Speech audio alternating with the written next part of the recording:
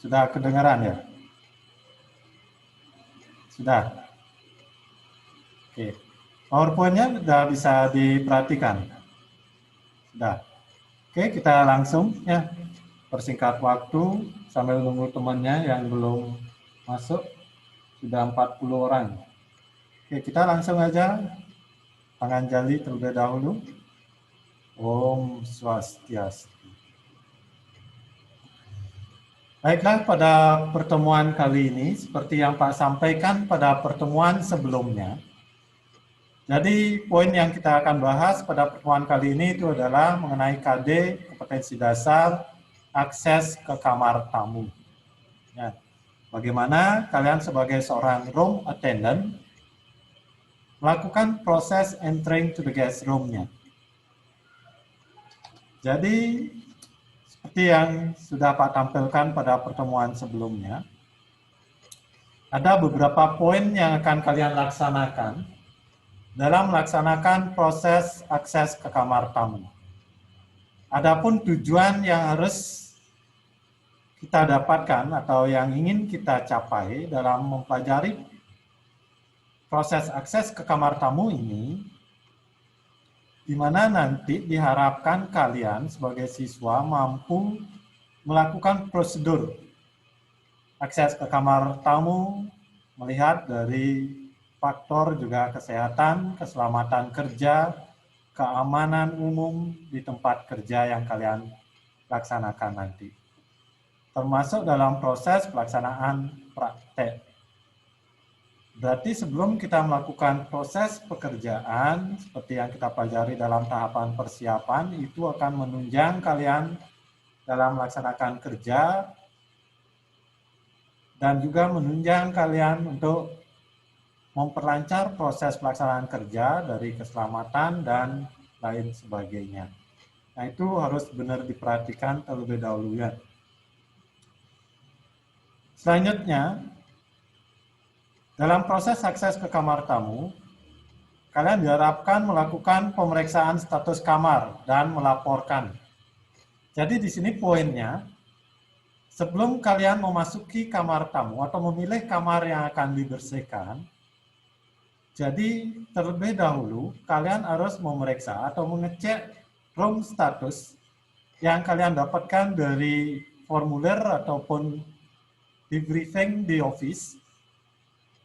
Dan itu harus dilaporkan apakah sudah sesuai dengan kenyataan realnya, karena terkadang status kamar itu bisa berubah, tidak sesuai dengan di formulir yang dibagikan. Poin nomor C, memasuki kamar dengan prosedur yang benar. Bagaimana nanti kita melakukan proses memasuki kamar tamu dengan prosedur yang baik dan benar. Karena kalian di sini tuntutannya adalah sebagai seorang petugas kamar yang profesional. Jadi yang memperhatikan SOP yang berlaku pada setiap industri yang kalian nanti akan laksanakan pada saat proses praktek, training maupun kerja. Nah, ini tujuan daripada pembelajaran. Kenapa saya di sini harus mempelajari kompetensi dasar akses ke kamar tamu ini. Nah, itu tujuannya. Selanjutnya,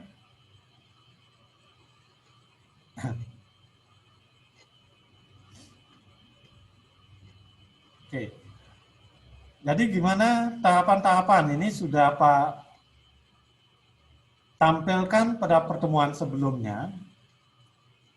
Ada beberapa poin yang akan kita lakukan setelah kalian melakukan persiapan prodi. Jadi kalian datang ke hotel, mempersiapkan diri lagi, dibagikan tugas oleh atasan, sehingga kalian bisa melakukan persiapan troli, perlengkapan. Itu dia. Setelah persiapan diri dan persiapan perlengkapan yang kalian lakukan sudah cukup atau siap, lengkap, kalian akan melanjutkan ke proses akses ke kamar tamu. Poin yang pertama berarti ketika troli sudah siap, ataupun nanti di tempat kerja kalau tidak pakai troli mungkin pakai big caddy ataupun basket dan lain sebagainya. Itu kalau sudah siap berarti kita akan membawa atau mendorong dan menempatkan troli. Itu poin yang pertama. Oh gimana nanti kalau menggunakan sistem dengan troli. Nah selanjutnya, poin yang selanjutnya, kedua, memeriksa dan memastikan kamar dan status kamar yang akan dibersihkan, seperti tujuan yang Pak sampaikan tadi. Jadi jangan langsung nyelonong masuk kamar, itu dia. Kita harus lebih teliti untuk menghindari dari kesalahan. Ya, jadi kita harus memeriksa, nanti kita bahas lebih lengkap. Poin berikutnya, prosedur memasuki kamar tamu. Ini main poinnya, intinya. Gimana prosedur memasuki kamar tamu? Nah, di sini Pak Amel dari beberapa yang dilaksanakan di hotel secara umum. Meskipun setiap hotel nanti memiliki SOP ataupun prosedur yang berbeda-beda. Kita ambil yang paling umum dulu. Gimana sih prosesnya? Ada beberapa poin di dalamnya, seperti proses knock the door atau ring the bell, greeting, terus department identity, conversation. Jadi ada percakapan. Ya. Nah itu main poin inti daripada poin pembelajaran akses yang akan dilanjutkan ke proses first check room situation. Nanti kalian akan melakukan pemeriksaan keadaan di dalam kamar, termasuk poin yang terakhir, kalian akan melaksanakan proses saving room condition atau keadaan mengamankan keadaan di dalam kamar sebelum melakukan pekerjaan. Jadi kalian nggak langsung masuk, nggak langsung kerja. Ini ada tahapannya. Termasuk nanti dalam praktek, kalau keadaan sudah membaik, kita akan langsung praktekkan. Tolong diikuti step by step prosedur ini. Ya, kalian udah pelajari, nanti pas praktek jangan dirubah. Langsung aja masuk, langsung bersihkan. Itu udah banyak poin yang kurang. Ya, kita langsung ambil ke poin yang pertama, berkenaan dengan waktu ini yang Pak persingkat.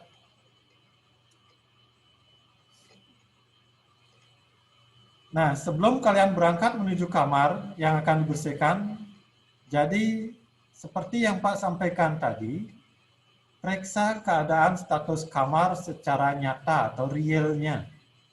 Kalian dapat di room report, oh kamarnya statusnya vacant. Oh kamarnya statusnya ternyata kosong. Begitu kalian periksa ternyata ada tamunya. Nah ini sering terjadi miscommunication seperti itu di hotel. Ya, jangan langsung nyelonong, pastikan dulu. Loh kok ada tamunya?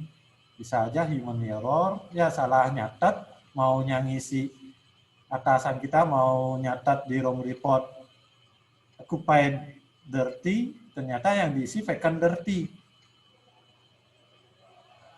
Jadi asumsinya kan berbeda. Kalau kita dapat vacant dirty, oh kamarnya kosong. Ternyata kamarnya occupied, ada tamunya. Jangan sampai ada kesalahan seperti itu. Pastikan terlebih dahulu. Ya. Dari print out komputer atau room report yang dibagikan. Nah ini akan dilakukan di awal biasanya oleh petugas room attendant. Selesai dia menata troli, biasanya dia akan keliling dulu, ngecek sambil bawa room report ini. Oh 101 benar statusnya ini. Oh 102 ada tanda DND. Berubah dia, harus dilaporkan. Nah setelah melakukan pemeriksaan, baru kalian akan berangkat membawa troli. Ya. Pak skip ini, Pak lanjutkan.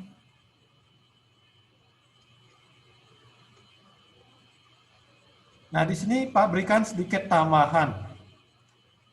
Pak, nanti berdasarkan status kamar yang gimana yang harus saya bersihkan terlebih dahulu. Misalnya kalian mendapatkan informasi dari room report, oh ada direct order, nah ini udah langsung, terus ada dia EA VIP, ada please make up room, ada occupied dirty, check out. Nah, kalau diperhatikan, direct order ini apa maksudnya? Tadi, ada yang bisa bantu nggak menjelaskan apa sih maksudnya direct order ini? Mungkin satu orang bisa bantu, siapa? Kalau kalian nanti dapat informasi, oh ada direct order, apa sih maksudnya? Coba yang bisa angkat tangan. Ada yang tahu nggak? Belum pernah dengar. Oke, kalau gitu kita langsung aja dulu ya. Jadi ini sebenarnya udah Pak urut proses pembersihan kamar berdasarkan status kamar yang harus kalian bersihkan terlebih dahulu. Yang dimaksud dengan direct order ini adalah status kamar di mana tamu secara langsung minta kamarnya untuk dibersihkan. Itu dia.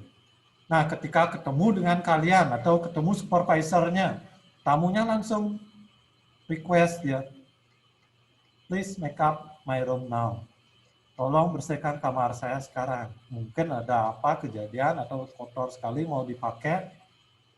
Jadi ini yang pertama kita ambil sebagai seorang petugas room attendant. Karena tamunya sudah menunggu. Tamunya sudah akan menggunakan fasilitas tersebut. Itu misalnya contoh, ya sifatnya bisa dianggap sudah emergensi, itu dia ya, darurat penggunaannya. Makanya ini yang akan diambil pertama. Biasanya pada umumnya informasi status kamar seorang room attendant ini dulu yang pertama diambil. Selanjutnya adalah kamar EA VIP, expected arrival very important person. Status kamar ya yang akan dihuni oleh tamu penting. Itu yang akan kita ambil. Apalagi jadwal kedatangannya ini sudah waktunya udah mepet istilahnya. Jadi ini yang kita utamakan. Ya. Jadi untuk tamu important person-nya, kedatangan tamu orang penting. Jadi itu yang kita ambil selanjutnya. Berikutnya baru kita lihat kamar dengan status please make up room-nya. Nah ini tamunya dia request, biasanya dia pasang sign di door knob-nya, menu-nya, atau istilahnya di handle-nya, handle pintunya. Jadi dia masih sifatnya istilahnya tidak darurat, itu dia.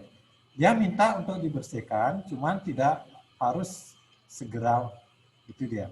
Ada yang masih bisa diprioritaskan terlebih dahulu. Tetapi jika tidak ada pekerjaan prioritas seperti di atasnya, ini bisa diambil langsung, itu lebih bagus juga. Cuman kalau ada pekerjaan yang seperti di atasnya, statusnya, ada direct order, EA VIP, nah ini urutannya, itu dia.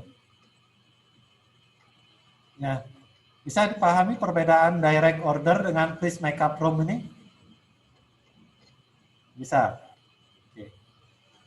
Selanjutnya, kamar dengan status occupied dirty. Ya. Jadi kamar tersebut dalam keadaan terhuni dan kotor atau belum dibersihkan. Berarti tamunya ada di kamar ataupun kamarnya sudah dihuni oleh tamu, tetapi keadaan kamarnya sekarang sudah dalam keadaan kotor. Nah itu yang kita ambil terlebih dahulu. Ya, selanjutnya. Nah berikutnya kamar yang check out. Nah biasanya kalau ada kamar vacant dirty, kita bisa ambil vacant dirty. Check out ini nanti statusnya ditulis kalau tamunya sudah check out, itu bisa diisi vacant dirty dia.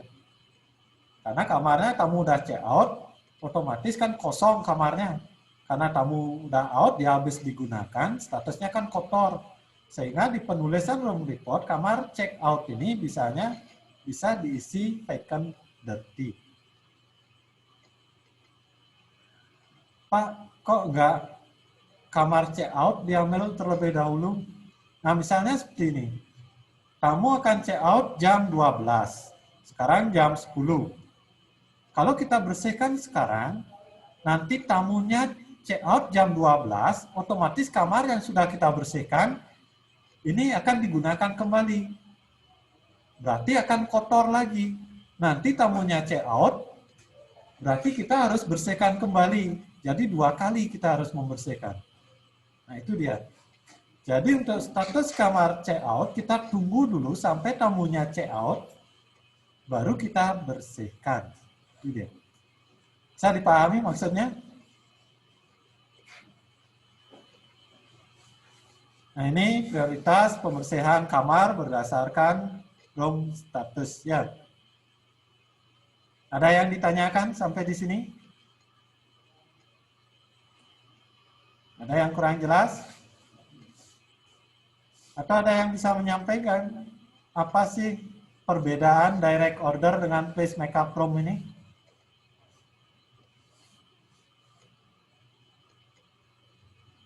Ada yang bisa bantu nggak menyimpulkan? Kalau angkat tangan, ya silakan Dewayu Purnama ya. Silakan Dewayu. Selamat pagi, Pak. Selamat pagi.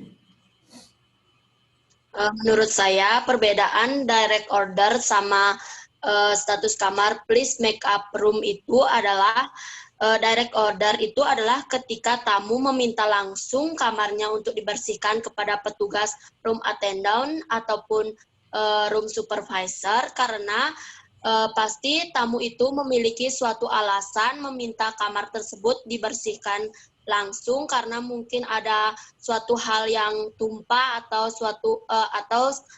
segala sesuatu yang mungkin kamar tersebut perlu dibersihkan dalam waktu yang cepat. Namun kalau please make up room itu adalah status kamar yang harus dibersihkan namun tidak harus dalam waktu yang cepat karena kamar tersebut emang harus dibersihkan setiap hari tapi tidak seperti direct order yang mungkin ada segala sesuatu yang harus dibersihkan dengan cepat. Sekian, terima kasih.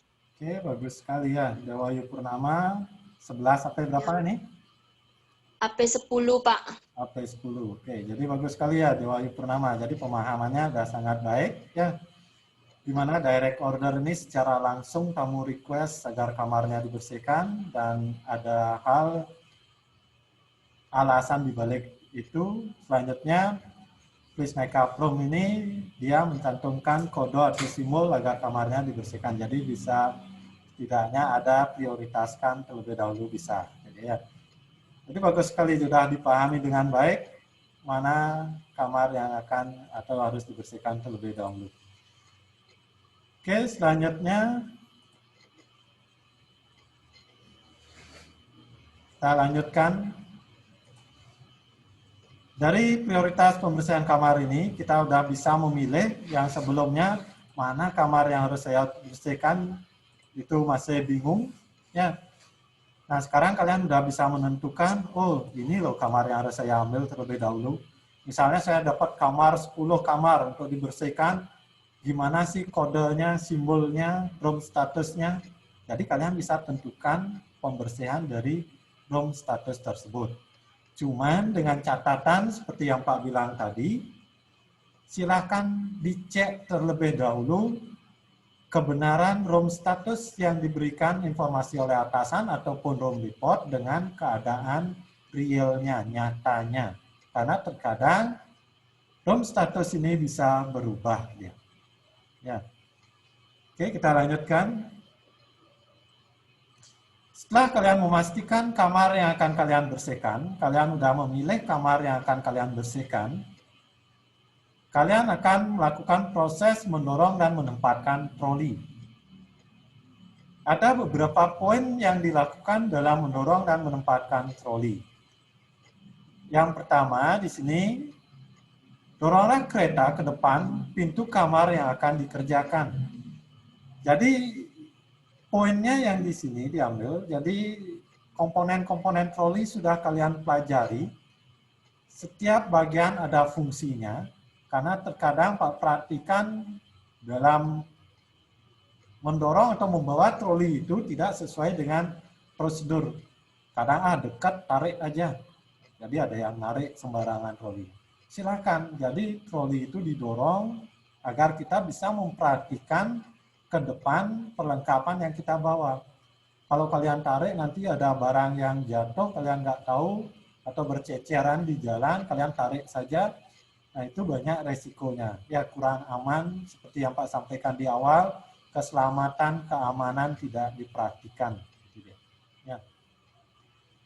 Dalam mendorong troli juga, ketika kalian ketemu dengan tamu, jangan nyelonong aja dorong troli, pekerjaan saya banyak, cuek saja. Kalian nggak bisa seperti itu. Jadi ketika kalian berpapasan dengan tamu, ada tamu yang lewat misalnya, jadi kalian luangkan waktu sebentar untuk berhenti, ya. Jadi ingat greeting tamu yang lewat. Ya, kasih salam juga tamunya, kasih kesempatan tamunya lewat. Apalagi koridornya tidak terlalu besar. Jangan kita, saya berat, saya dulu yang lewat. Jangan dipaksakan seperti itu. Ya. Jadi perhatikan attitude juga ya. Ketika ada tamu misalnya lewat, silakan greeting dulu. Ya, nyapa tamunya dulu, udah lewat tamunya, baru kita lanjutkan untuk mendorong troli tersebut.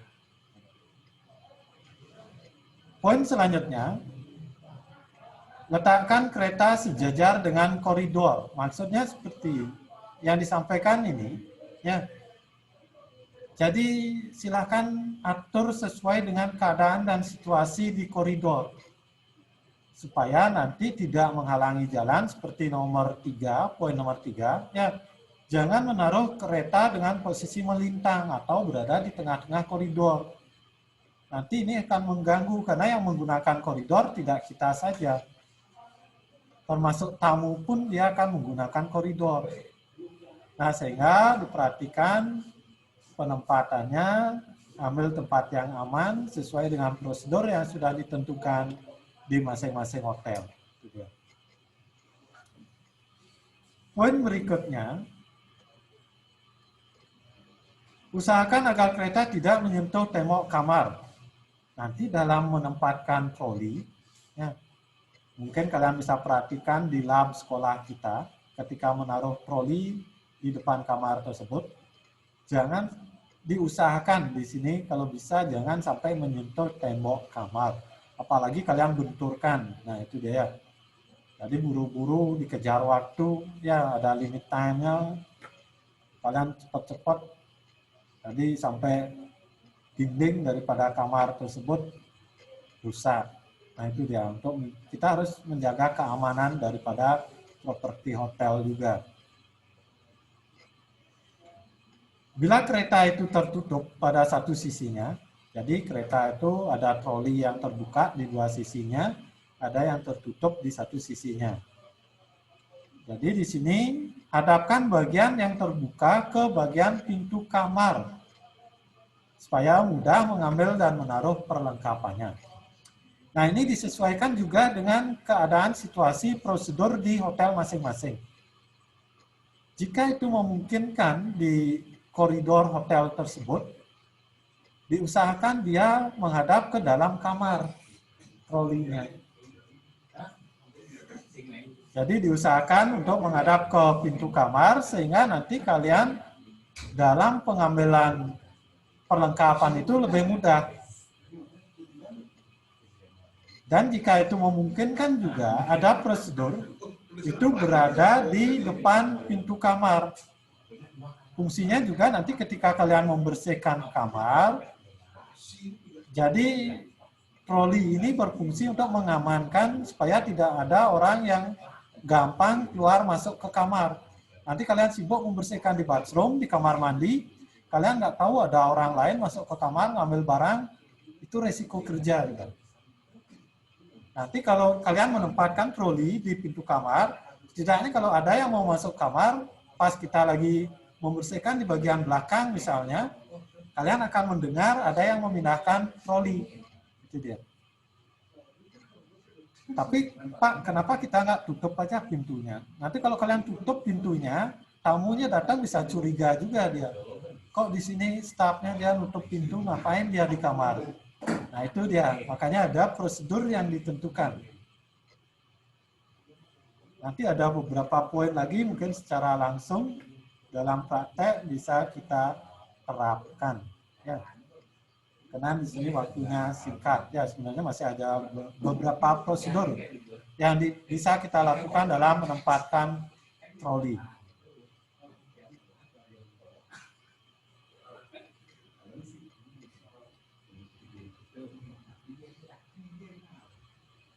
Kita langsung ke main poinnya lagi sedikit dulu ya, berkenan ini waktunya kurang lebih lagi 5 menit ya.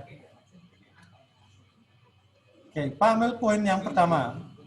Prosedur memasuki kamar tamu. Anggap saja kalian sudah naruh troli, sudah menempatkan troli sesuai dengan prosedur. Selanjutnya ingat seperti yang Pak sampaikan tadi di awal, status kamar. Cek kembali status kamar tersebut. Jangan langsung kalian knock the door atau ring the bell. Jangan langsung ngetuk pintu. Jangan langsung mencet bell. Karena sebentar aja kalian tinggal, tamu bisa masang tanda DND. Seperti poin nomor 2-nya. Selalu memastikan memeriksa status kamar, pastikan tidak ada tanda don't disturb atau do not disturb. Karena ini resikonya besar nanti tamunya kalau komplain. Ya, pastikan terlebih dahulu, oh ini kamar 305, statusnya udah sesuai di report, di laporan, tidak ada tanda DND, baru kita akan bersiap-siap proses knock the door atau ring the bell-nya. Dan ingat, ini tolong diterapkan. Terkadang ketika praktek sudah dikasih tanda, dia lagi nata troli, sengaja dipasang tanda DND, tetap aja diketuk pintunya. Tetap aja nyelonong masuk. Ya. Nah itu lebih parahnya lagi, nggak ada ngetuk pintu, oh pintunya kebuka, langsung nyelonong masuk. Itu udah salah prosedurnya. Ya. Biarpun pintunya dalam keadaan kebuka, kita harus tetap melakukan prosedur yang benar. Biarpun kalian udah lihat tamunya keluar, oh tamunya breakfast, saya udah lihat tadi keluar, kalian tidak boleh nyelonong ke dalam kamar. Tetap ikuti prosedur. Siapa tahu istrinya masih di kamar. Ya kan resiko itu kerjanya. Poin yang kedua, kita mempelajari proses knock the door atau ring the bell-nya.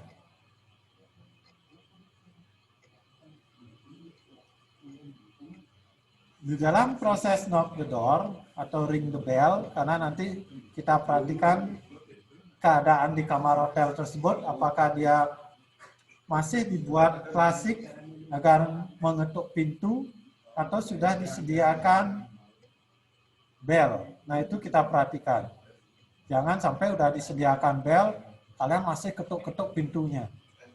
Ya. Jadi itu kalian perhatikan dengan baik. Gimana prosedurnya nanti itu berbeda. Ya, standarnya biasanya itu berbeda. Di mana dalam proses tersebut, kalian juga harus greeting dan juga menyebutkan departemen identity kalian. Ya, identitas departemen kalian.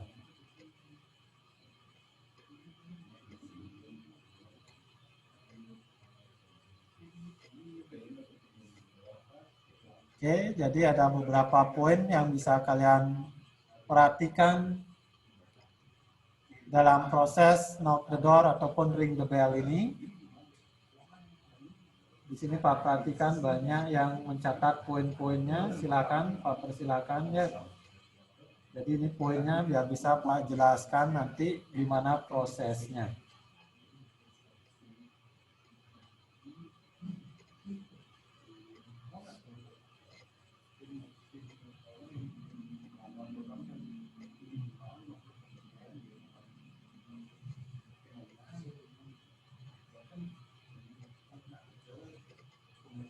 Nah, sambil mencatat, Pak bacakan supaya lebih cepat, nanti biar bisa Pak jelaskan apa maksudnya ya.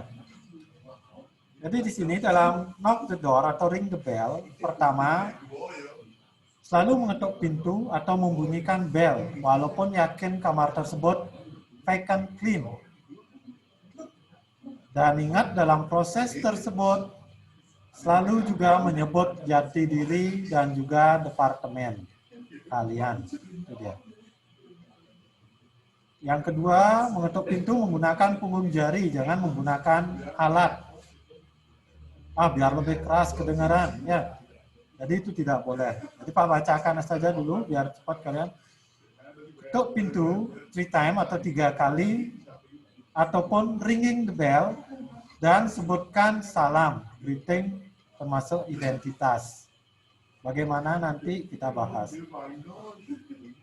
Setiap kalian memasuki kamar harus mengetuk atau mengebel dengan menyebut identitas. Ya. Checking, periksa, ataupun kalian perhatikan. Ya. Ini kalian lakukan 3 kali, walaupun kita yakin kamar tersebut tidak ada penghuninya. Jadi proses tersebut bisa dilakukan 3 kali, itu dia. Ya. Nanti Pak jelaskan apa maksud daripada poin-poin dalam proses knock the door dan ring the bell ini. Ya. Jadi mungkin berkenaan dengan waktu, ya jadi Pak harus lanjutkan penjelasan ini pada pertemuan berikutnya, termasuk bagaimana nanti dalam conversation-nya. Jadi nanti Pak akan menyampaikan poin-poinnya, apa poin-poin dalam conversation yang harus saya sampaikan ketika saya ketemu dengan tamu. Selanjutnya, baru kalian akan melakukan tahapan first check room situation and then saving room-nya. Bagaimana pelaksanaan saving room. Nah, itu yang akan kita bahas pada pertemuan selanjutnya. Jadi, di sini Pak sedikit juga cepat-cepat menyampaikan materinya berkenaan dengan waktu yang singkat. Tolong kalian baca-baca kembali, lebih aktif lagi. Ya. Nah, itu beberapa materi dulu yang Pak bahas dalam pertemuan kali ini. Ada yang ditanyakan sebelum Pak tutup pada pertemuan kali ini? Silakan Pak beri waktu, Pak minta waktu mungkin 1-2 menit. Ada yang mau bertanya? Ada yang kurang jelas?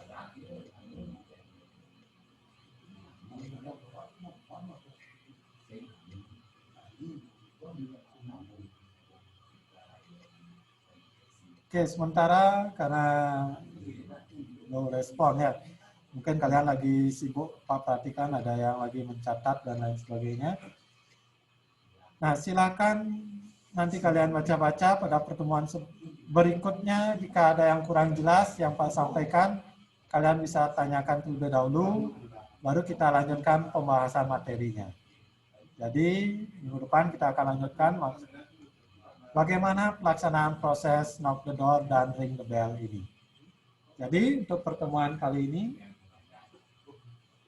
Pak akhiri dulu sampai di sini. Terima kasih perhatiannya. Ya, tetap jaga kesehatan, tetap di rumah dulu supaya cepat keadaan membaik, sehingga kita bisa cepat melaksanakan tatap muka secara langsung. Ya. Oke, kita akhiri dengan Prama Santi.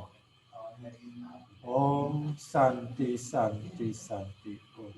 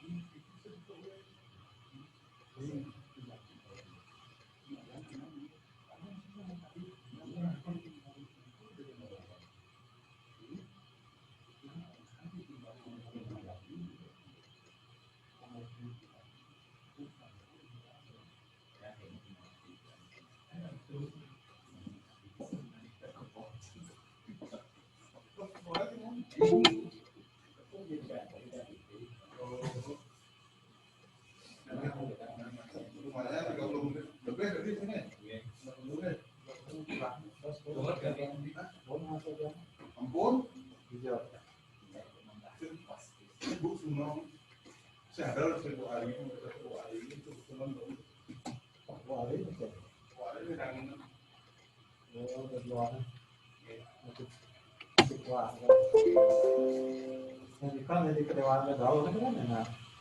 Ikaw kung gusto mo kan? Kada Gusto mo gitu. tahu. Gusto mo iki nga sa daw. Nah, ada. Tapi sila ini Gusto mo daw. semua kan main kedua dan gaul. Pag-draw iki gitu. Gaul. Oh, tadi Ada oleh kan baru di lebaran kan. Main kopi kan. Kenapa kau video? Satu. Langsung ambil video pembelajaran sama video kakak. Video kakak sama video pembelajaran langsung. Kan pakar ini bacaan. Video pembelajaran kelas 1, kelas 2, kelas 3. Oh, nggih. Pakar oh nggih pakar ini. Langsung coba deh. Langsung udah wah, pakai. Kan ini lain-lain materinya langsung. Langsung untuk Ada kelas 1 mengarahkan. yang pada itu di pas satu kan naik pas satu kok anu nenek dua kelas dulu nenek kan itu materi pada itu so na bola yang ada di yang udah ada itu dua ada yang bukan di yang warnanya kedua dia kan Dortmund mana Ya.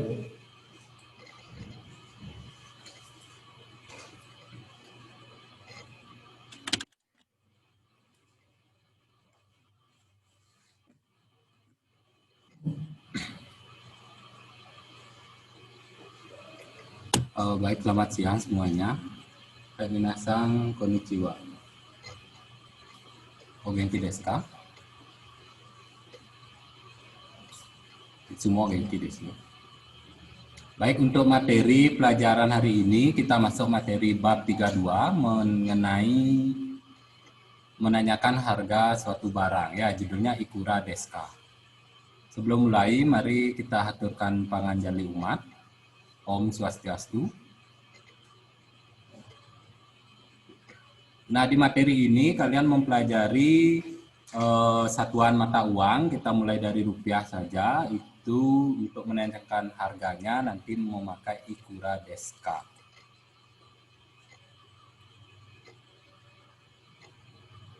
Perhatikan, untuk minggu lalu Pak kasih kalian tugas. Oboemasu ka? Masih ingat? Nah, ini di gambarnya sudah Pak sediakan kolom kosong untuk diisi. Terus di kalimat kemarin kalian mempelajari renshu untuk mencari bahasa Indonesianya. Indonesia godek imiwanan desu ka? Itu pertanyaannya, mencari arti dalam bahasa Indonesianya apa? Sudah ada yang isi? Sudah.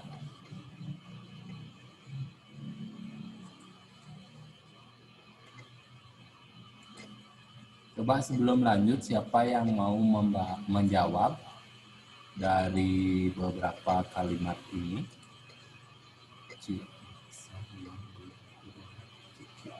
Ada 9 pertanyaan.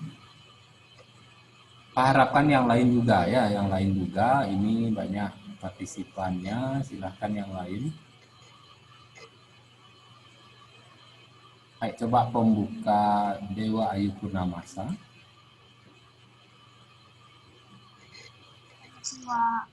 Baik. Pak, semuanya atau nomor berapa? Nomor bebas yang mana saja. Satu aja. Ya. Nomor 1 ya Pak ya. Ichi. Mainichi Budi-san wa rokuji ni okite sore kara kao arimasu. Artinya, setiap hari Budi bangun jam 6, setelah itu cuci muka. Mainichi Budi-san wa 6 ji ni okite sore kara kao araimasu. Setiap hari saudara Budi bangun jam 6, rokujini.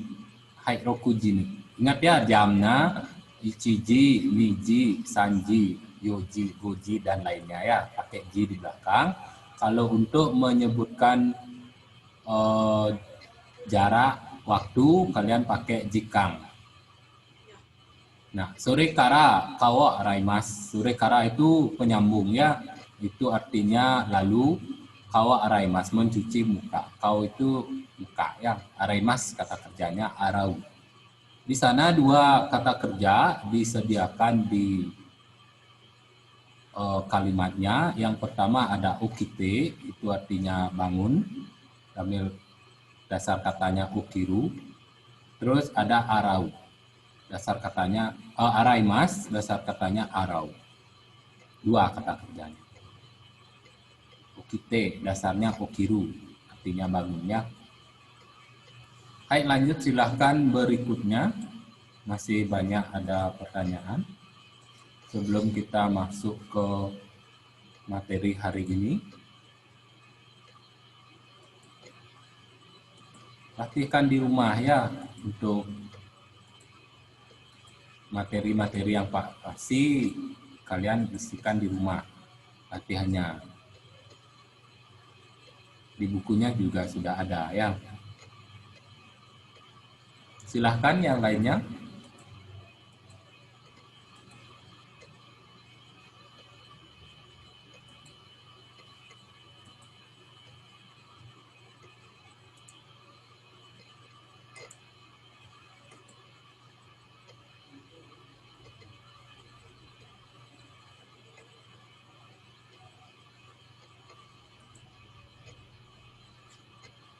Ni bang wa nomor 2 mainichi watashi wa 2 kai ha o migakimasu. 2 kai nan desu ka?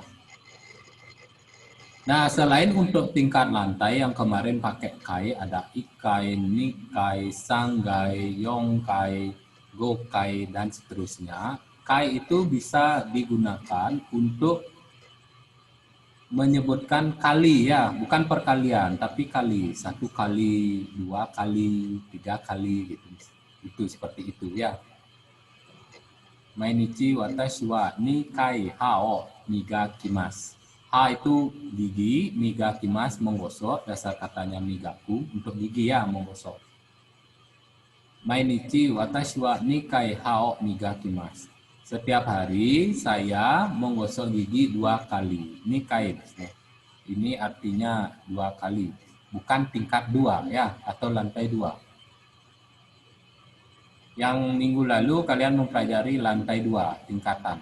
Kalau ini untuk menyebutkan keseharian, berapa kali. Misalnya ikai sekali. Tergantung pola kalimatnya apa. Berikutnya, siapa yang bisa? Silakan dilatihkan kalimatnya. Biar waktunya nggak lama.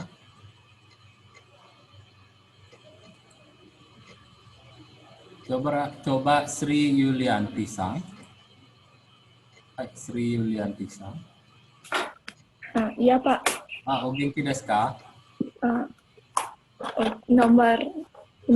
Genki desu. Genki desu. Ya, silakan.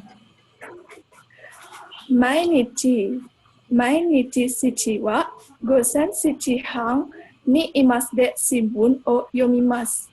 Yang artinya setiap hari ayah saya jam 6:30 pagi sekarang membaca koran. Moichido onegaishimasu. Ulang lagi sekali. Moichido.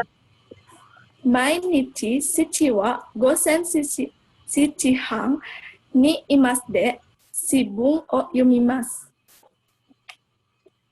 Setiap hari ayah saya jam 6:30 pagi sekarang baca koran. Ima wa nan desu ka? Ima wa kalau kamu cari ima itu artinya sekarang memang ya. Tapi ada lagi satu ima. Ima itu ruang tamu bisa ya. Atau pyakuma, ruang tamu. Ya. Ya, pyakuma boleh dipakai. Pak bacakan lagi mainichi Mainichi chichi wa gosen 7 時半に今で新聞を読みます。Setiap hari ayah saya membaca koran di ruang tamu jam 7 時半, setengah 8 pagi ya, atau setiap hari jam setengah 8 pagi di ruang tamu ayah saya membaca koran, sama. Berikutnya,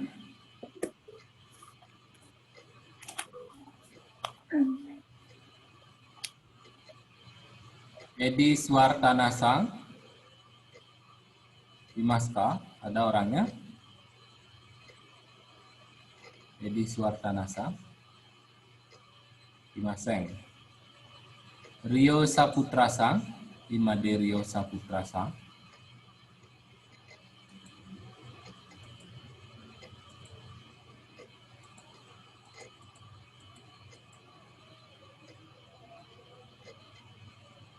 Pak lanjut saja ya biar durasinya nggak lama. Nomor 3, watashi wa ani-san to issho ni gohan wo tabemasu. Watashi wa ani-san to. Perhatikan to issho ni itu artinya bersama. Kalau to itu artinya dan. Watashi wa ani-san to. Saya bersama saudara Ani makan nasi gohan wo tabemasu. Taberu. Jadi tabemasu. Watashi wa ani-san to issho ni gohan wo tabemasu. Berikutnya, shichiji ni sakura restoran de kocha o nomimasu. Shichiji ni sakura restoran de kocha o nomimasu. Shichiji ni jam 7 sakura restoran de. De itu dia untuk menyatakan kegiatan yang ada di suatu tempat. De artinya di, tetapi ada kegiatan.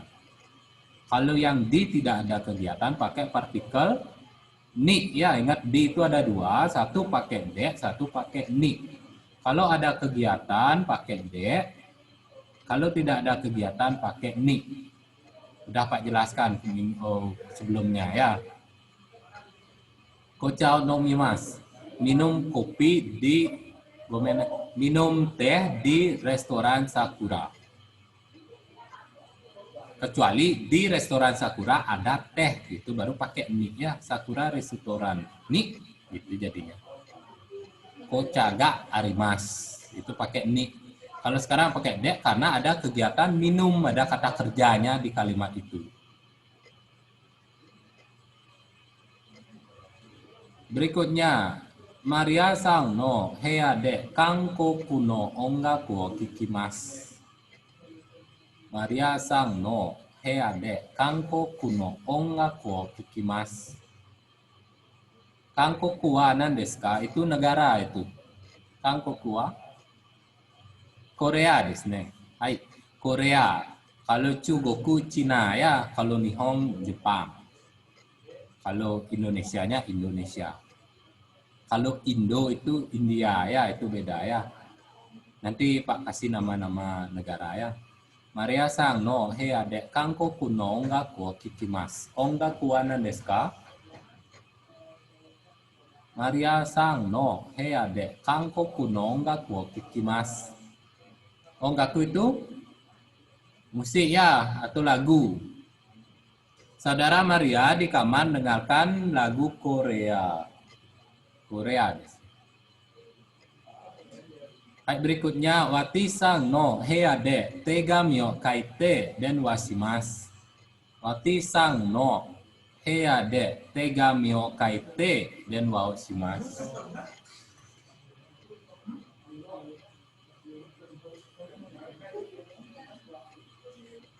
Wati-san no heya de tegami o kaite den wa shimasu. Saudara Wati, kaite wa diambil dari kaite ya. Oh ini salah ketik ini, kaite, i-nya dihilangkan.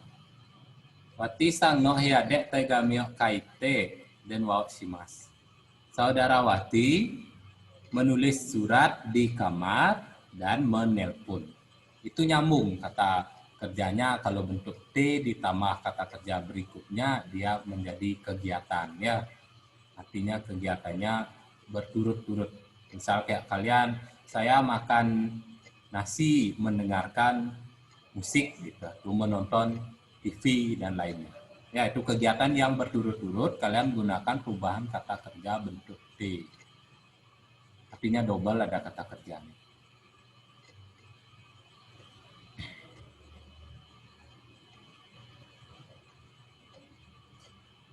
Yang tadi di bawahnya sekarang, mai asa watashi wa otera de oinori o shite gakkou e ikimasu. Mai asa setiap pagi, kalau tadi mai nichi setiap hari, mai asa setiap pagi. Watashi wa otera de oinori o shite gakkou e ikimasu. Ini dua ada kata kerjanya. Saya sembahyang di pura, otera itu bisa di rumah di rumah masing-masing ya. Di sangah atau di merajan, di tempat sucinya masing-masing ya. Oinori o shite itu bersembahyang atau berdoa, gakkou e ikimasu pergi ke sekolah. Ingat partikel e artinya ke. Setiap hari saya bersembahyang lalu pergi ke sekolah. Kalimatnya berturut ini. Habis sembahyang ke sekolah gitu misalnya ya. Terakhir, kino aha wa kawa de soji o shimashita. Siapa yang bisa? Kino aha wa kawa de soji o shimashita. Perhatikan ada ta di belakang kalimat. Berarti jenis kalimat lampau, bagus sekali. Kino aha wa kawa de soji o shimashita. Kemarin ibu saya mencuci baju, soji o shimashita. Itu mencuci baju atau mencuci di sungai ya, kawawa sungai desu. Kawa desu. Kalau mizumi wa danau. Paham? Ada yang masih kurang di sini? Nanti sambil jalan kita latihkan bersama. Itu untuk renshu yang minggu lalu. Senshu no renshu desu. Minggu lalu, renshu yang minggu lalu.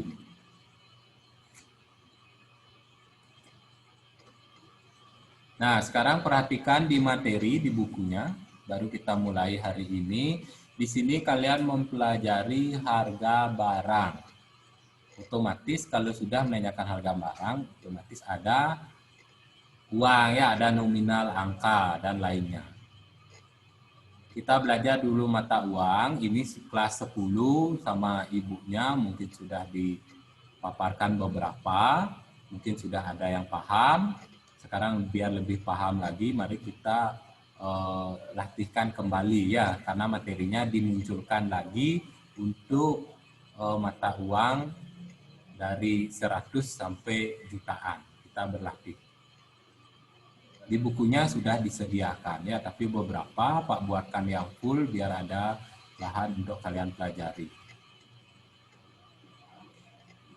Nah, sebelum mulai ke ratusan, kita mulai ke rupiah dulu. Itu bahasa Jepang untuk rupiah. Rupiah tetap pakai katakana ya. Rupiah tanpa H. Itu ada stripnya. Ini kecil kelihatan. Sisain. Kecil ya. Rupiah. Kalau dolar itu bahasa Jepangnya doru. Doru. Doru ya. Misalnya 10 dolar, 10 wa nan desu ka? 10 berapa? 10? Ichi, ini sang, lupa. Lupa ya? 10 ju doru. 10 dolar gitu jadinya ya. Nah, untuk mata uang Jepang tentunya kalian sudah paham itu yen bahasa Jepangnya, tapi dalam yen, dalam bahasa Jepang dibaca eng. Eng desu ne. Tulisannya n bukan n tamat itu ya, eng desu. Eng. Misalnya 1000 eng berapa, 100 yen berapa. Kalau kita kan bilang yen ya, itu bahasa Indonesianya.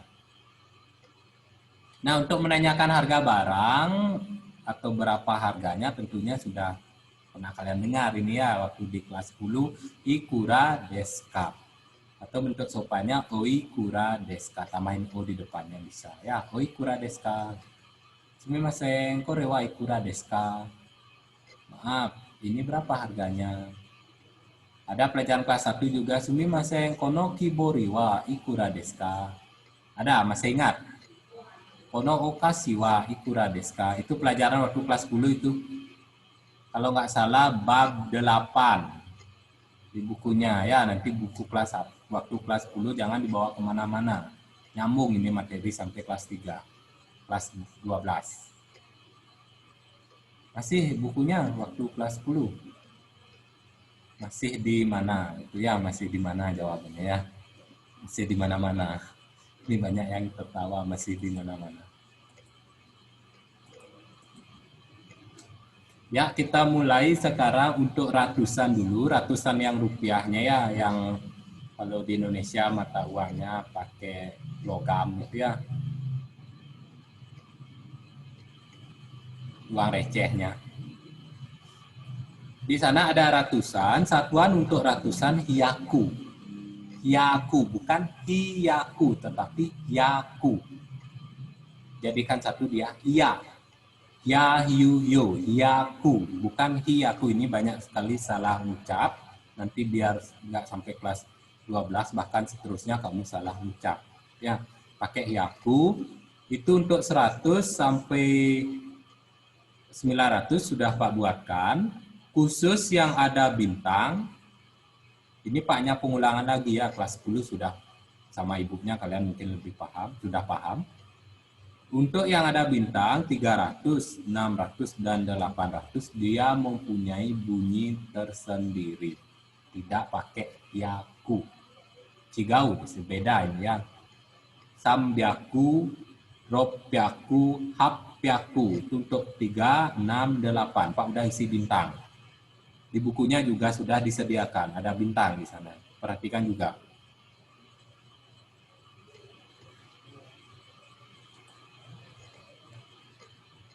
Coba Adelia Lisnasang. Silahkan dibaca 1 sampai 850. Adelia Lisnasang. AP berapa ya? AP 11, Pak. Baik, silahkan dibaca. Yang pertama ratusan, yaku. 100 yaku, 200 miyaku, 300 sanggyaku, 400 yonghyaku, 500 gonghyaku, 600 ropyaku, 700 nanahyaku, 800 hapyaku, 900 hyuhyaku, 150 hyaku goju, 350 sangbyaku goju, 850 hapyaku goju. Baik, bagus sekali. Nah, perhatikan sekarang untuk 1 sampai 900 kalian tinggal baca saja, kecuali 3, 6, 8, ingat tadi sekali. Nah, untuk 150 kalian tinggal menyambungkan atau menambahkan ya. 150, 100 yaku, cari 50 berapa? Goju. Udah jadi. Ya, gitu caranya, ini gampang. 300 sambyaku menjadi sambyaku goju 50-nya. Ya, itu untuk ratusan. Nah, berikutnya ribuan, satuannya seng. Ribuan, satuannya seng.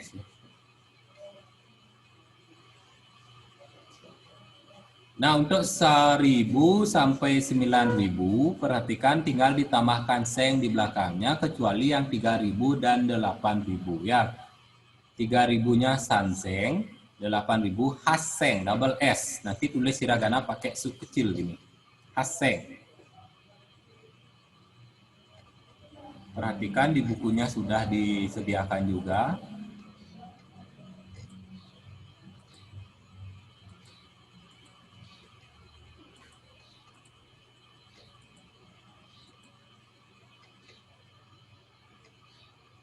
Tinggal dibaca saja ya, seng, niseng, sanseng, yonseng, goseng, rokuseng, nanaseng, haseng, kyuseng. Untuk 1000 berikutnya, misalnya 1500, tinggal gampang lagi. 1000-nya kamu seng, 500-nya cari yang tadi, yang sebelumnya. Tinggal digabung saja. 1000-nya seng, ini di atas 1000-nya seng, 500-nya cari yang slide tadi ya, 500 berapa? Digabung, ditambahkan. Seng go hyaku. Begitu juga 3.500, 3.000-nya sanseng, 500-nya go hyaku. Digabung lagi. Berikutnya 5.500, goseng go hyaku. 5.000-nya goseng, 500-nya go hyaku. Tinggal dicopot digabung saja ya dengan yang ratusan tadi.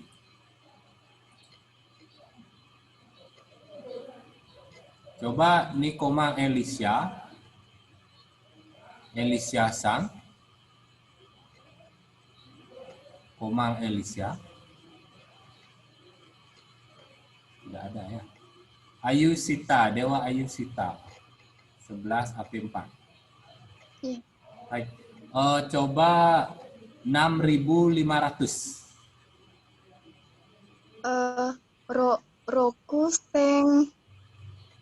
Roku seng ropyaku. 5.000 berapa Pak bilang tadi? 6.500. 6.500. Roku seng goyaku. Iya, gohyakunya 500 ya, tinggal diambil yang tadinya digabung. Ya. Coba Cahyani Sang 9.900.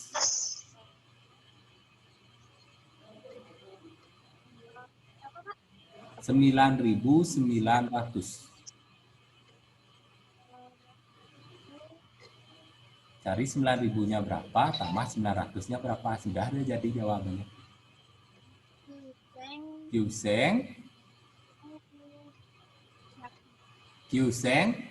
Kyu yaku des. Sudah jadi ya. Misalnya harganya 9.900 rupiah. Kyuseng, kyu yaku rupiah des.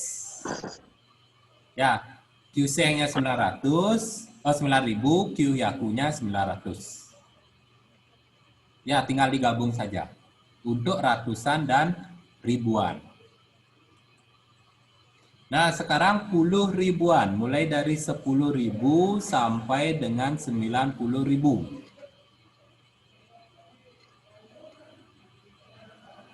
Ini agak kuat kalian harus menghafal rumusnya ya. Yang penting kamu tahu rumusnya saja. Untuk ratusan hyaku, untuk ribuan seng, untuk puluh ribuan mang. 10.000 ichimang, nimang, samang, yonmang, gomang, rokumang, nanamang, akimang, kyumang. Nah itu ada satuannya pakai mang. Untuk puluh ribuan, jangan tertukar ya, jangan tertukar nanti 1.000 kamu pakai mang itu kurang ya, salah. 1.000 seng, 10.000 ichimang, 100 yaku. Tinggal lihat nominal nolnya, digit angka nolnya. Ya, itu lihat, perhatikan. Untuk yang puluh ribuan kalian tidak ada perkecualian. Hafalkan saja bilangan 1 sampai 9 ditambah mang. Ichi 1 tambah mang jadi 10.000 gitu caranya. 2 ni tambahin mang jadi 20.000. Kalau ni kamu tambahkan seng jadi 2.000. Kalau ni kamu tambahkan hyaku jadi 200 gitu caranya. Tinggal kalian menghafalkan 1 sampai 9 di depannya ni ichi, ni, sang, yong, go, roku, nana, hachi, kyu. Tinggal ditambahkan mang. Misalnya sekarang harga barangnya 15.000.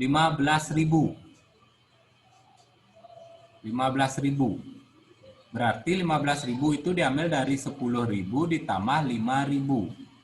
Sekarang kamu ambil 10.000 saya Jepangnya ichimang, 5.000 tadi goseng digabung sekarang ichimang goseng. Udah jadi.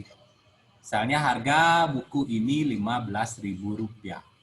Kono hong wa ichimang goseng rupiah des. untuk menyebutkan harga barang. Tinggal menggabung, mencopot dari yang tadi. Misalnya dilihat di sini 1.500, 15.000. Berikutnya 35.000. 30 itu menduduki apa dia? 10 ribuan. Lihat nominal angkanya. Ini lihat. Berarti 30. Cari dulu 30, bahasa Jepangnya samang, tambah 5.000, sekarang 5.000. Menjadi gosen. Terakhir 55.000, gomang gosen. 50 gomang ditambah 5.000 gosen.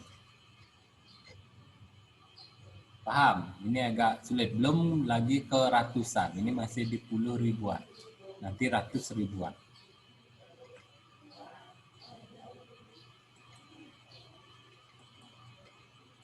Silahkan dipahami dulu 100 ribuan, 10 ribuan. Coba Dewa Ayu Purnamasang. Baik Dewa Ayu Sang. Ya. 65.500 rupiah. 65.500 rupiah. 65.500 rupiah. rupiah. Misalnya ikura desu ka ditanya, berapa harganya? 65.500 rupiah. Rokumang, goseng, gohyaku. Hai, rokumang, Goseng, goseng, rokumang, goseng, gohyaku. hai, gohyaku. Coba lagi sekali Dewa Yusa. 88.500. Yang lain juga perhatikan ya, orang orek juga. Ini nggak matematika aja pakai orang orek. 88.500. Hachimang,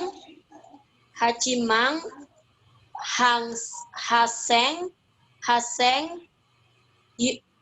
gohyaku. Ya. Hachimang, haseng, gohyaku. Hachimang, haseng, gohyaku. Tinggal digabung ya.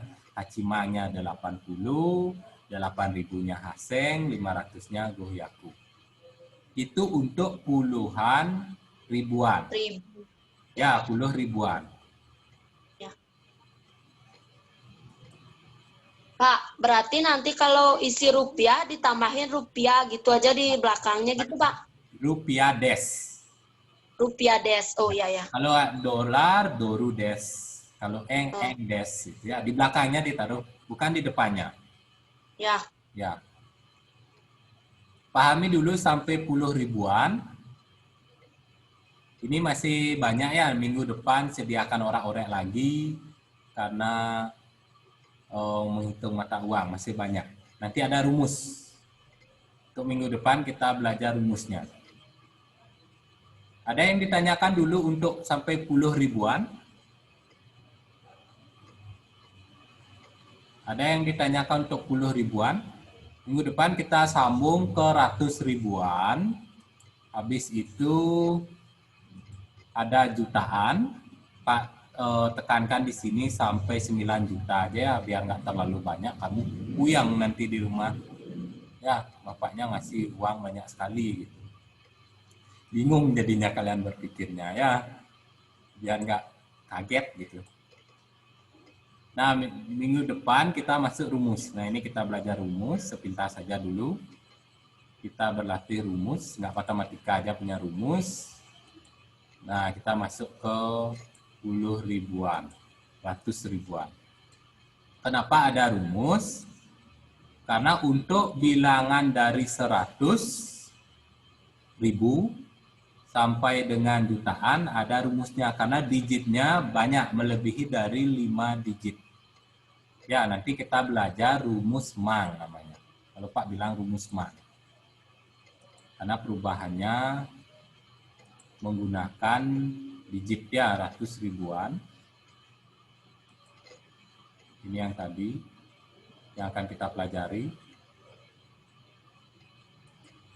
Ini jutaan. nanti pakai rumusnya minggu depan. Yang penting hari ini kalian pelajari dulu 100 rupiah, 1000 rupiah, 10.000 rupiah sampai 90 ribunya. Ya, silahkan latihkan. Tinggal digabung saja. Misalnya 75.550. Siapa yang bisa? 75.550. 75.550.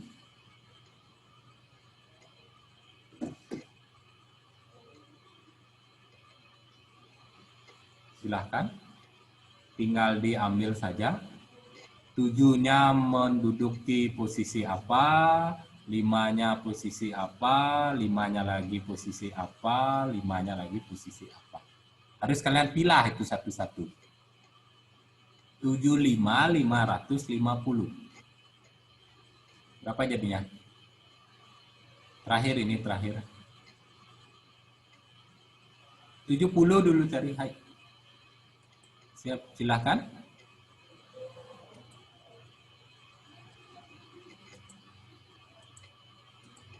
Rumus yang tadi.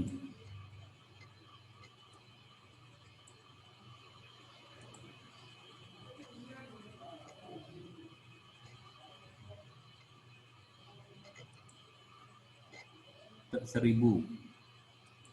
Untuk 10 ribuan. Silahkan siapa yang bisa? 75.550.000 rupiah. 75.550 rupiah, mohon maaf. Cari dulu 70. 70 bahasa Jepangnya berapa? Nanama. 5.000. Goseng. 500. Goyaku. 50. Goju. 50 ini 50 nggak ada satuan dia, 50 saja, nggak ada 50.000, 50 juta itu nggak ada. 50 goju berarti digabung semua sekarang. Coba Dewayu Purnamasang ulang lagi sekali.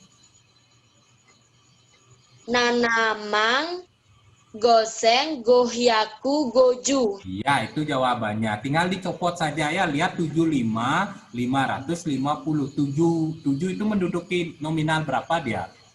Ya, dia menduduki nominal 10 ribuan, berarti 70, apa bahasa Jepangnya. Terus 5-nya di belakang menduduki ribuan, cari 5.000 berapa. 5-nya di belakang lagi menduduki ratusan, cari 500 rupiah berapa. Terakhir 50, bilangannya berapa. Digabung, jadi dah dia. Paham? Tinggal mengambil saja, lihat kedudukan angkanya. Jangan kamu berpatokan 75 apa bahasa Jepangnya. Lihat 7 itu nominalnya berapa. Anggap di belakangnya 0 dia. 1, 2, 3, 4. Berarti 4 digit nolnya berarti dia kemasuk ke 10 ribuan. Itu caranya belajar. Biar kamu nggak bingung 75 berapa, 550 berapa. Gitu ya, biar nggak bingung. Cari nominalnya.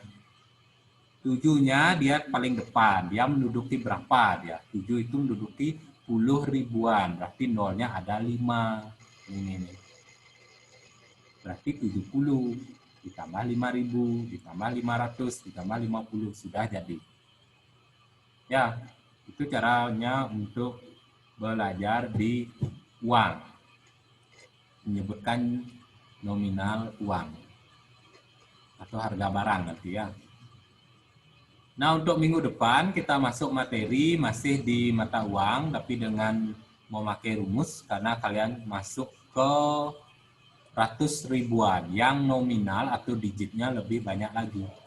Ya, yang nominal digitnya banyak lagi. Nah, seperti ini. Itu satuannya jumang. Kalau tadi mang, sekarang pakai jumang. Jutaan, yakumang. Ya, di bukunya sudah disediakan, tapi dicantumkan hanya beberapa saja. Ini udah Pak buatkan lengkap, biar nanti ada bahan untuk kalian pelajari. Dan mungkin ini di kelas 10 sudah pernah dibahas oleh ibunya, oleh senseinya ya.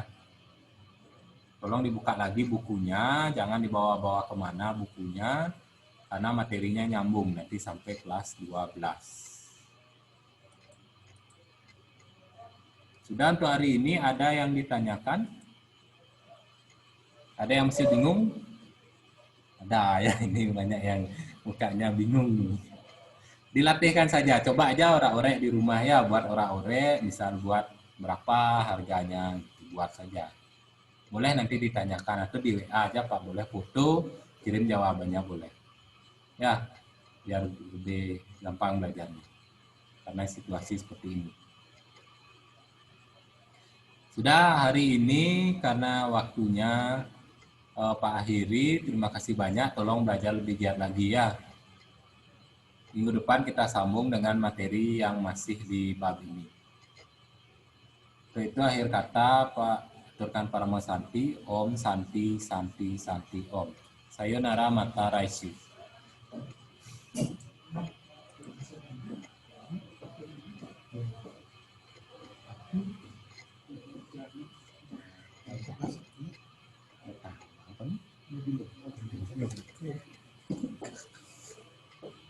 Gua ganti nanya sini aja.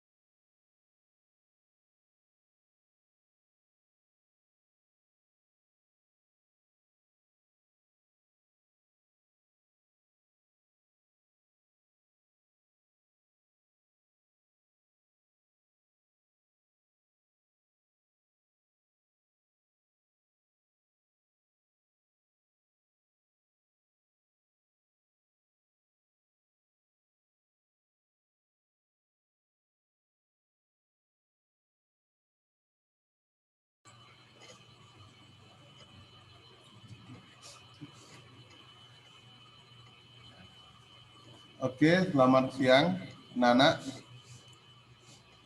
Apa kabar semuanya? Oke, sebelum Pak mulai, mungkin yang kameranya masih off, tolong giniin kameranya biar full, biar kelihatan tampang cantik ganteng kalian. Hai. Oke. Oke, sebelum Pak mulai, Pak buka dulu dengan panganjali umat. Om Swastiastu. Oke, setelah kita lama nggak ketemu, ini pertemuan kita yang pertama mungkin semester ini ya, karena minggu lalu Bu Ari Taminya yang memberikan materi, jadi hari ini Pak yang memberikan materi.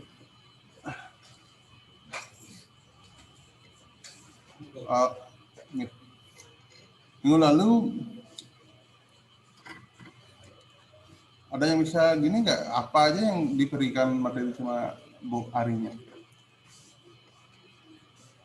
Dewa Ayu Purnama, ya, tolong unmute, Mas. Ya, Pak. Siang, Pak. Siang. materi minggu lalu ibunya memberikan jenis minuman atau non-alcoholic beverage. Adalah jenis minuman yang memiliki kadar alkohol yang sangat rendah bahkan tidak sama sekali. Adapun jenis-jenisnya yaitu ada jus. Jus adalah jenis minuman dengan cara meremas buah-buahan segar sehingga dikenal pula dengan sebutan fruit juice. Adapun jenisnya yaitu pure juice dan fresh juice. Yang ketiga ada konsentrat juice. Benar gitu, Pak? Benar. Ya. Yang kedua ada squash, merupakan sari buah asli yang ditambahkan soda. Contoh squash adalah orange squash, lime squash. Yang ketiga ada sirup. Sirup biasanya terbuat dari larutan gula yang ditambahkan perasa atau pemanis, sweetening, aroma, flavoring, dan pewarna coloring buatan. Contohnya adalah simple sirup dan maple sirup. Yang keempat ada air mineral. Air mineral adalah air yang telah dilengkapi dengan kandungan mineral dan senyawa alami lainnya di dalamnya. Berdasarkan sumber air mineral dibagi menjadi dua, yaitu natural mineral water dan artificial mineral water. Yang kelima ada kopi. Kopi adalah minuman hasil seduhan biji kopi yang telah disangrai dan dihaluskan menjadi bubuk. Dikenal ada 3 kopi, yaitu Arabica, Robusta, dan Liberica. Jenis-jenis kopi ada espresso. Espresso merupakan proses penyeduhan kopi dengan menggunakan tekanan tinggi. Metode ini dikenal di Italia sejak abad ke-20. Biasanya kopi akan digiling halus dan dipadatkan. Kalau di dunia barista, prosesnya disebut tamping. Yang kedua ada cappuccino, merupakan pencampuran kopi dengan susu yang dipanaskan hingga berbusa. Biasanya perbandingan seperti susu sepertiga susu, sepertiga espresso, dan sepertiga foam atau busa dari susu. Yang ketiga, Americano merupakan kombinasi antara espresso dengan air hangat. Biasanya perbandingan seperti dari kopi espresso, sisanya air hangat. Jadi kalau gelas dengan kapasitas 150 ml, espressonya 50 ml, airnya 100 ml. Mocha hanyalah latte dengan tambahan bubuk coklat atau sirup dan terkadang diberi topping krim kocok. Yang kelima ada cafe latte, sama seperti cappuccino tetapi foam atau busa dari susunya lebih tipis. Perbandingannya 2/3 bagian dari gelas diisi dengan espresso dan sisanya susu dengan busa tipis. Yang keenam, affogato merupakan segelas espresso yang dituangkan di atas es krim yang biasanya rasa vanila. Sekian, terima kasih. Suksomo Dewayu Purnama. AP berapa Dewayu?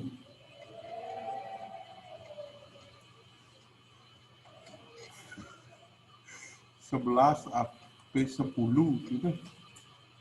11 AP 10, Pak. 10. Nomor berapa? Nomornya? Halo, nomornya? Nomor 24. 24. Oke, semua. Ya, Mewali. Oke, seperti yang udah diomongin sama temannya, minggu lalu ibunya udah memberikan materi yang non alkoholik, ya banyak pembahasan tentang kopi. Karena kita juga akan praktek kopi. Kebetulan di kopi mungkin ibunya akan memberikan materinya, prakteknya, terus di minum campurnya Pak. Jadi yang non alkohol itu ada natural, jadi air minum biasa, terus artificial itu air bersoda, fruit juice-nya seperti yang diomong sama temannya itu ada bukan yang diperas saja si jus itu ya. Jadi dia inti intisari dari dari buah-buahan. Biasanya walaupun itu diperas, di blender, itu jus namanya. Terus ada sirup. Jadi sirup kebanyakan sih jadi gula yang dicairkan, ditambahin rasa-rasa lagi. Terus squash itu yang diperas, ya namanya squash itu pemerasan artinya. Jadi makanya kebanyakan kalau squash itu pasti jus-jus buah-buah yang diperas kayak lime, orange, lemon, semuanya yang diperas itu namanya squash. Nggak ada squash itu buah-buahan yang nggak diperas. Kebanyakan pasti yang diperas itu namanya squash ditambahin dengan soda. Ya karena basicnya squash itu atau itu pemerasan. Ya di mana ngambil sari buahnya dengan cara diperas itu squash. Terus ada kopi, udah dijelasin tadi sama temannya, ada banyak jenis kopi. Sebenarnya nama kopi sih banyak jenis kopi tergantung dari bahannya ya. Sebenarnya bahannya segitu aja, cuma ininya dilebihin, itunya dilebihin, jadi berbeda namanya. Ada teh seperti yang udah kalian praktekkan waktu bikin teh ini, banyak video-video dan bahan-bahan yang udah Pak nilai. Jadi terus ada susu coklat, artinya hot drink lah. Oke, setelah itu kita lanjut ke pembahasan tentang minuman yang beralkohol. Ya, minum beralkohol. Di sini ada 5 jenis. Ya, ada yang namanya spirit, ada liquor, ada wine, bir, dan lain-lain. Other spiritnya dan lain-lain itu other spirit. Ya, masuk ke spirit. Nah, sekarang kita bahas apa sih itu yang namanya spirit. Oke, sebelum Pak jelasin mungkin ada yang tahu apa itu spirit. Bukan main kartu ini ya, spirit. Beda. Mungkin ada yang bisa menjelaskan apa itu spirit. Silakan angkat tangan. Ini antar dulu siapa ini? Wira nih yang pertama. Wira, silakan Wira. Spirit adalah minuman keras yang terbuat dari padi-padian, gula, buah, dan lain-lain. Oke, coba tampangmu, jidatmu aja kelihatan. Ganteng ya. Wira. AP berapa Wira? AP 6. AP 6. Nomor kuda?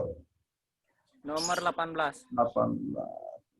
Oke, tolong coba ulangi kembali. Spirit adalah minuman keras yang terbuat dari padi-padian, gula, buah, dan lain-lain. Ya. Padi-padian, gula, buah, dan lain-lain. Berapa persen biasanya alkoholnya? Aduh. Itu lupa, Pak. Sakit tadi atau aduh nih? Lupa, Pak. Itu, Pak. Oh iya, lupa. Alkoholnya, Oke, Pak. terima kasih, Wiro. Mungkin ada yang mau memperjelas lagi selain Wiro? Hoki Lestari. Siang, Pak. Yang Jadi spirit adalah minuman keras yang terbuat dari padi-padian, gula, buah, dan lain-lain dengan kadar alkohol sekitar 40% sampai 75%. 40%, dibilang ya, lanjut. Spirit dapat dibagi menjadi 5, Ya. yaitu gin, vodka, rum, whisky, dan brandy. Oke, terima kasih. API berapa? AP 6, API 6. Nomor 20. 20. Oke, terima kasih. Oke, seperti yang diomongin sama temennya tadi. Jadi spirit itu dia minuman keras yang terbuat dari padi-padian, gula, buah, dan lain-lain. Dengan kadar alkohol 40-75%. Kalau lebih daripada itu alkoholnya nggak bisa diminum. Ya, karena memang alkohol 100% itu buat pengobatan biasanya. Ya, nggak bisa diminum, ntar kalian dehidrasi. Jadi berbahaya. 75% termasuk sangat-sangat besar. Ya, jadi sebenarnya di spirit itu bisa dibagi menjadi 5. Biasa juga disebut 5 basic spirit. Ya, di sini ada gin, vodka, rum, whiskey, sama brandy. Ya, sebenarnya ada lagi satu, tapi dia masuk ke other spirit. Ya, dia namanya tequila. Banyak yang bilang yang termasuk ke 5 basic spirit whiskey. Ada yang bilang tequila. Oke, ada yang bilang whiskey, ada yang bilang tequila. Jadi sebenarnya tequila itu dia spirit juga. Ntar kita bahas. Kita bahas 5 ini aja dulu ya, sebagai patokan. Jadi ada gin, vodka, rum, whiskey, sama brandy. Oke. Oke, yang pertama gin. Jadi gin itu adalah hasil destilasi dari padi-padian yang diberi aroma juniper berries dan dia tidak berwarna. Ya, jadi itu gin. Biasanya minumannya kayak gin and tonic, itu yang paling familiar.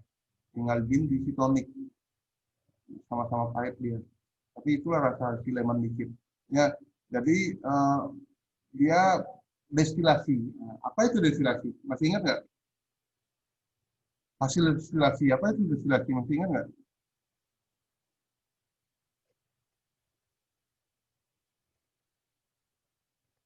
Oke, Wiro, coba Wiro. Apa itu destilasi, Wiro? Destilasi adalah proses penyulingan. Oke, proses penyulingan kayak Krishna berarti ya, dia nyuling gitu ya. Baik. Kan gimana maksudnya dulu? Saya pikir pas nyuling kayak Gus Tejo gitu ya. Enggak, maksudnya Ya. itu diambil uapnya itu. Air dari uapnya itu diambil. Air gimana benar? Air dari uapnya. Iya. Iya, terima kasih. Pak ngerti maksudnya. Mungkin maksudnya temannya itu adalah, jadi penyulingan itu adalah hasil dari pemurnian dari minuman dengan cara diuapkan, dipanaskan. Jadi uapnya itu yang diambil karena uapnya itu mengandung alkohol. Ntar uap itu akan mencair ya, kayak embun dia model. Jadi air pantai nguap dia dulu, jadi embun, akhirnya jadi hujan. Sama penyuling yang begitu modelnya. Dia diuapkan dulu airnya, jadi air yang dari padi-padian itu yang dicampur juniper berries dan lain sebagainya, bahan-bahannya itu dipanaskan dulu. Setelah dipanaskan, dia akan mengembun. Terus dari embun itu akan timbul titik-titik cairan. Nah, titik cairan itulah yang dicari. Karena destilasi poinnya kayak gini, perbedaan berat massa suatu benda ya. Karena alkohol itu lebih ringan dibandingkan air. Makanya alkohol lebih gampang untuk menguap. Jadi itu yang dicari. Makin sering destilasi, maka kadar alkoholnya akan makin kuat, makin strong. Sama halnya kayak arak. Pak kasih contoh simple arak, karena mungkin kalian lebih familiar dengan arak Bali. Makin sering arak itu disuling, maka kualitasnya makin bagus. Ya, ada arak nomor 1, arak nomor 5, dan lain sebagainya. Ada arak tabu-tabu itu, dia arak cuma penyulingnya cuma mungkin sekali. Tapi kalau arak memang benar-benar arak yang kelas nomor 1, butuh berkali-kali juga disuling untuk mendapatkan kadar alkohol yang lebih tinggi. Oke, itu namanya gin. Ya. Ini ada beberapa contoh gin kayak Gordon. Jadi ini yang paling familiar kayaknya, ya menurut Pak sih paling Gordon itu dia paling familiar ginnya. Ya ada juga Bombay Sapphire di sini yang botolnya yang berwarna biru.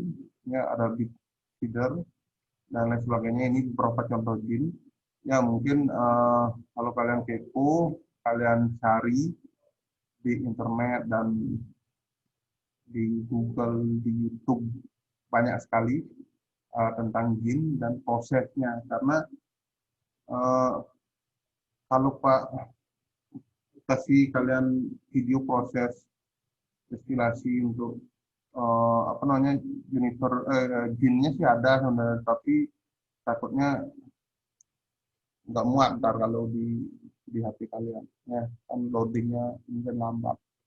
Kalau di kelas mungkin Pak udah kasih tentang cara bikin ginnya. Oke, itu si gin ya. Jadi minum yang paling terkenal itu gin and tonic ya. Jadi cuma gin dikasih tonic, terus isi lime sedikit. Jadi ntar kita akan mempraktekkan beberapa jenis minuman mungkin ya. Ntar masih Pak persiapkan videonya dulu. Ntar kalian tinggal nonton. Tolong ditonton kalau dibikinin video tutorial itu tolong ditonton ya. Kasihan ya, udah bikin capek-capek ada yang nonton. Ntar juga kalian akan praktekkan itu biar Pak Seng menjelaskan panjang lebar lagi kayak waktu ini ya. Oke, itu yang pertama, spirit yang pertama ya, ada gin. Terus yang kedua ini ada vodka. Sama dia, hasil destilasi dari padi-padian, kentang dan gula ya, yang dijernihkan dengan arang dan dia tidak berwarna. Jadi arang, yang dimaksud arang itu karbon. Mungkin bukan arang yang dipakai untuk mau kayu bakar, itu mungkin enggak gitu sih. Ada namanya karbon, dia dijual bebas. Jadi dia berkemasan, dia higienis. Ntar kalian nyoba lagi pakai arang kayu bakar di rumah ya, bukannya jernih malah badeng jadinya minumannya. Karena ada karbon dia ya, jadi arang lah dibilang, cuma dia karbon. Jadi dia memang kalau diaduk-aduk hitam ya, tapi lama-kelamaan dia akan jernihnya. Jadi hasil destilasi dari padi-padian, air yang dipakai ini semuanya air, pakai padi-padian, kentang, campur sama gula. Jadi sebelum didestilasi dia difermentasi dulu sih, karena ada gulanya biar ada kadar alkohol. Ini ada beberapa jenis vodka di sini ya. Ada Smirnoff. Ya, Smirnoff ini kayaknya familiar. Terus Absolut ini yang paling familiar. Kenapa Pak bilang familiar? Karena kalian pasti sering lihat Absolut vodka. Ya, setidaknya kalau kalian beli bensin ngecer ketemu udah sama botol ini. Ya, yang Absolut vodka itu yang botol yang pendek itu. Kebanyakan di dagang-dagang bensin eceran itu pakai kayak gitu. Jadi ada yang 1 liter ya, 1 liter, tapi sebenarnya bukan 1 liter sih, 350 ml itu sebenarnya. Ya, jadi kalian beli bensin 1 liter dikasih 350. Jadi itu Absolut vodka, familiar banget. Yang di mana ada jual bensin pasti kayak gitu kan, dia bening ya, gampang nyarinya. Ya, terus ada Sky vodka, ini paling eksotik warnanya. Ya, karena keren biru dia. Cuma sama sih ya, Absolut, ada Absolut Citrus, ada Tito, ada Sirop, ada Shuffle Dash, pokoknya banyak ini vodka. Ya, jadi kalau vodka ini sih lebih identik ke arak. Kalau dibalik, dia identik ke arak vodka. Jadi hampir mirip lah rasanya dengan arak. Kalau yang gin tadi dia agak pahit, tapi kalau vodka ini dia nggak pahit sih. Cuma kayak arak gimana? Susah mendeskripsikan arak ini. Dibilang enak, enggak juga. Dibilang enggak, banyak yang bilang enak gitu ya. Itulah minuman keras.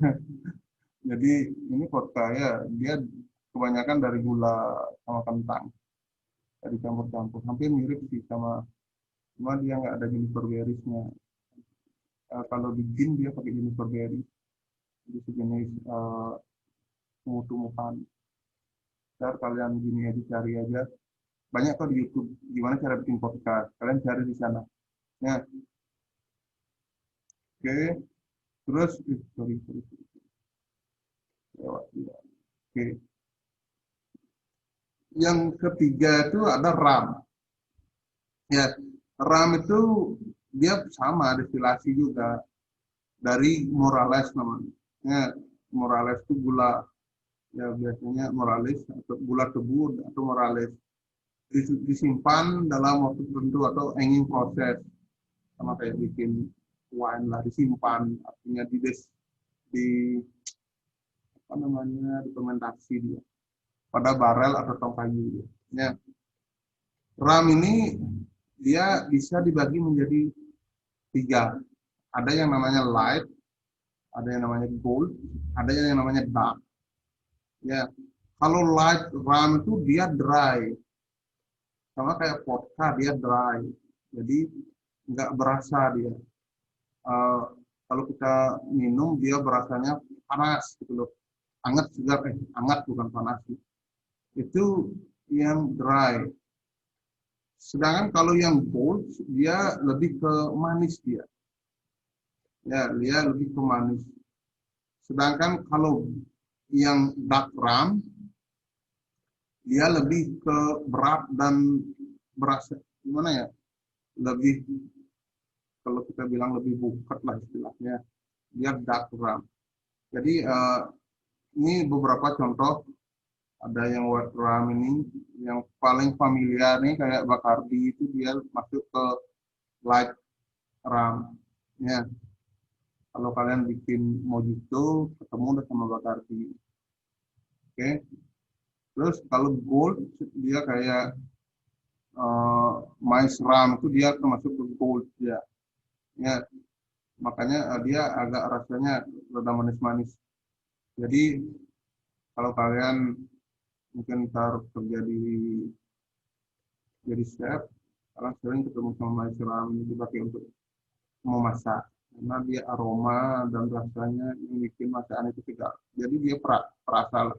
Selain untuk diminum juga sama halnya kayak wine, dia sering dipakai untuk masak karena aroma yang dicari. Ya. Sedangkan kalau dark rum ini kayak Captain Morgan itu yang dark rum ya. Jadi Monge rum, itu dia ke dark rum. Oke, ini banyak beberapa jenis rum, ada bambu rum juga, ada cane itu rum.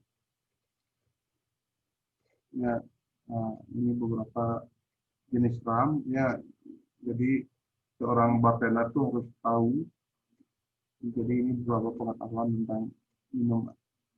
Oke, terus yang kedua itu yang selanjutnya, yang keempat dari spirit itu ada yang namanya whisky.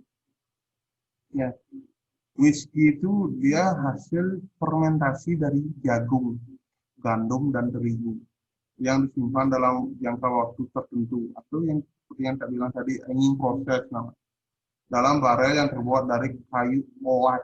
Jadi ada namanya kayu oak. Kayu oak itu kenapa dipakai kayu oak? Karena dia yang membuat si whisky itu warnanya kayak teh jadinya. Ya. Jadi kayu itu yang kalau whisky yang baru jadi itu dia biasanya putih. Tapi karena ditaruh di dalam barel dengan kayu oak, jadi dia akan warnanya kayak teh jadinya dia. Ya. Jadi dia hasil fermentasi dari jagung. Jadi kalau ingin tahu proses pembuatnya, lihat aja di YouTube. Pak ada videonya tapi nggak bisa Pak putarkan di sini. Kelamaan. Ya, cari di YouTube gimana cara bikin whisky. Jadi itu semuanya itu diutak-utak campur air, pokoknya air. Campur air, terus difermentasi dah dia.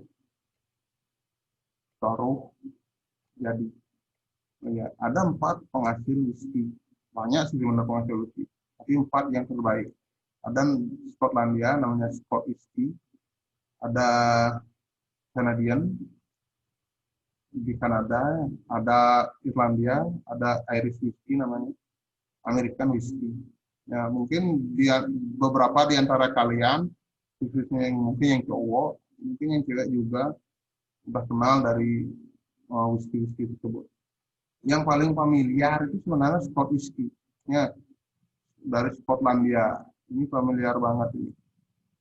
Ya, bagi yang cowok-cowok mungkin banyak yang kenal. Ini familiar. Kenapa familiar? Karena ini identik murah. Kenapa murah? Karena banyak oplosannya. Makanya murah, jadinya terkenal. Ya. Karena terkenal, dioplos, murah jadinya. Tapi hati-hati.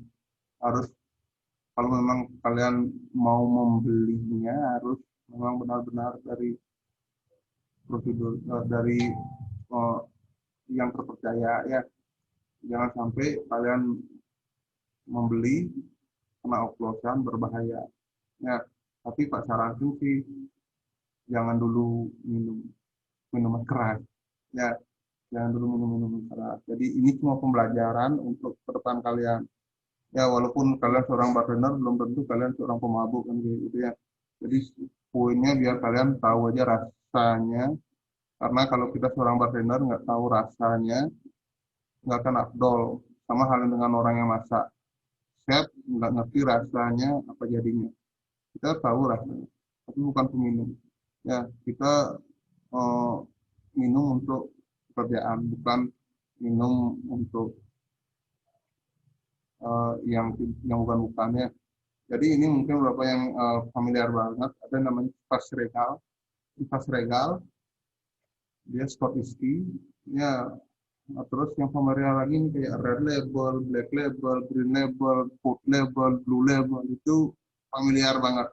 Ya, terutama yang Red Label karena dia yang lebih murah di antara yang lainnya dan lebih familiar ya. Jadi ini dia masuk Scotch whisky. Oke. Terus kalau Canadian whisky,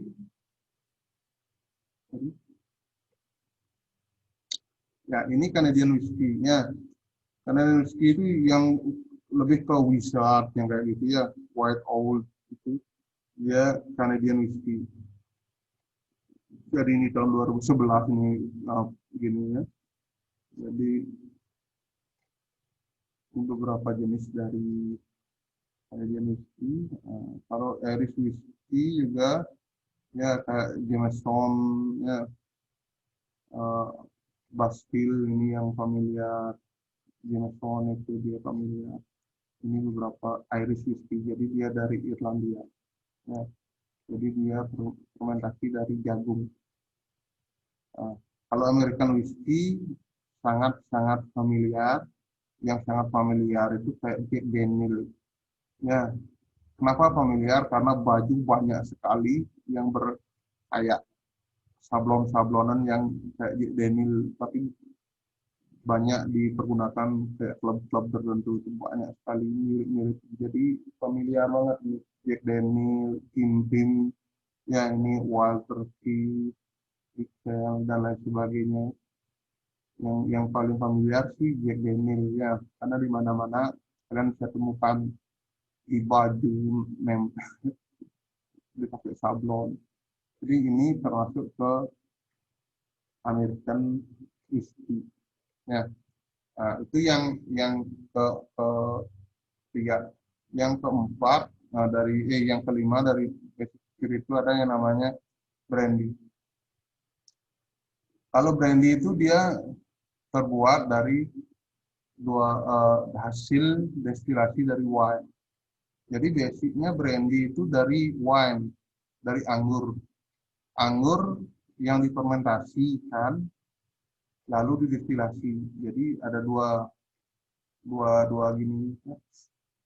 cara dia. Jadi poinnya biar kalian lebih simpel, brandy itu adalah hasil destilasi dari wine. Ya, wine itu hasil fermentasi dari anggur. Jadi anggur yang double proses ganda yang Pak bilang. Dia didestilasi dulu, difermentasi dulu dari anggur jadi wine. Wine-nya didestilasi jadi brandy. Ya. Di sini ada top 10 konyak. konyak itu adalah brandy. Tapi tidak semua brandy namanya konyak. Nah, jadi yang di daerah tertentu aja itu namanya konyak. Karena konyak itu brandy yang paling bagus gitu model. Yang standarnya bagus, yang standarnya premium itu namanya konyak. Brandy yang standarnya premium dia namanya konyak. Tapi tidak semua brandy namanya konyak. Nah, ya, jadi ada beberapa konyak yang terbaik ini kayak Penny Martin, ya Martel kayak gini, Conjuri, Soyang dan lain sebagainya ini, yang seperti yang di depan ini dia termasuk konyak. Ya, dia punya brand konyak. Kenapa namanya konyak? Karena di daerah Prancis ada daerah konyak namanya. Dia yang memproduksi anggur terbaik. Nah, dari anggur terbaik tersebutlah dijadiin brandy, namanya konyak. Kalau yang di luar daerah sana nggak boleh kasih konyak, dia udah kayak hak patentnya. Kalau konyak berarti otomatis mahal brandy. Ya, jadi itu brandy. Ini adalah 5 atau 5 basic spirit. Ya, mungkin minggu depan kita akan ngomongin tentang liquor. Jadi karena waktu yang sangat mendesak, karena ntar habis ini kelas 1 yang mengisi acara. Oke, jadi kayaknya kita akhiri dulu sampai di sini. Karena ini jam udah lewat, mungkin ada beberapa yang udah nyambung dan satu di sini. Jadi sampai ketemu minggu depan, mungkin kalau tidak ada halangan dengan Bu Ustinya, kalau enggak dengan Bapak. Oke, sampai di sana dulu. Kira-kira ada pertanyaan nggak? Kalau ada pertanyaan silakan bertanya dulu, walaupun waktunya mendesak. Silakan, ada yang bertanya mungkin?